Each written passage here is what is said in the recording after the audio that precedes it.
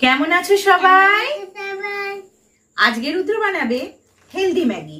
ম্যাগির সাথে যদি একটু ডিম মিশিয়ে দেওয়া যায় তাহলে কিন্তু ম্যাগিটা অনেক বেশি সুস্বাদু হয়ে ওঠে, আর বাচ্চারা খেতেও ভালোবাসে, টিফিনেও নিয়ে যেতে পারবে।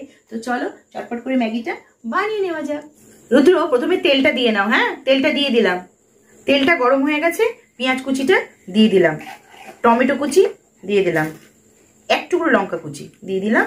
রুদ্র পেঁয়াজ কুচি টমেটো কুচিগুলো ভাজা ভাজা হয়ে গেছে, এবারে জলটা দিয়ে দিচ্ছি। হ্যাঁ, ম্যাগিটা দিয়ে দিলাম। এখন ম্যাগি মশলাটা দিয়ে দিচ্ছে।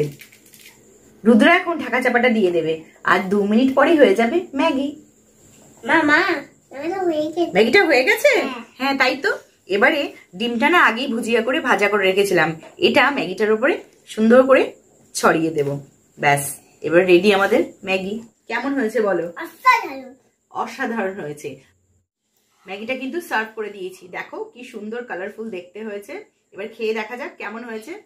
তো রুদ্র টেস্ট করো, কেমন হয়েছে বলো? অসাধারণ হয়েছে। আর তোমাদের যদি এই খুদে রান্নাবাটির রান্না বান্না ভালো লেগে থাকে তাহলে কিন্তু অবশ্যই সাবস্ক্রাইব করতে ভুলো না, ঠিক আছে? ভালো থাকো বন্ধুরা। কেমন আছো সবাই? রুদ্র আজকে বানাবে আমের আচার। সর্ষের তেলটা একটু কড়াই দিয়ে দাও, কড়াটা গরম হয়ে গেছে, দিয়ে দাও। ব্যাস রুদ্র, সর্ষে আর 5 ফোড়নটা ফোড়নে দিয়ে দাও। সর্ষে আর 5 ফোড়নটা ফোড়নে দিয়ে দিলাম, কাঁচা আমগুলো দিয়ে দিলাম, নুন আর হলুদ দিয়ে দিলাম। রুদ্র কড়াইতে এবার জলটা দিয়ে দাও, কড়াইতে এবার জলটা দিয়ে দিল।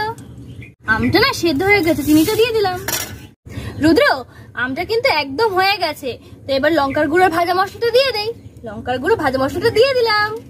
রুদ্র রুদ্র এবার ঢাকা চাপা দিয়ে দিলেই হয়ে যাবে আমের আচার। তো চলো ঢাকা চাপা দিয়ে দেই। চলো রুদ্র, আমাদের আমের আচার রেডি, আমরা একটা খেয়ে দেখি।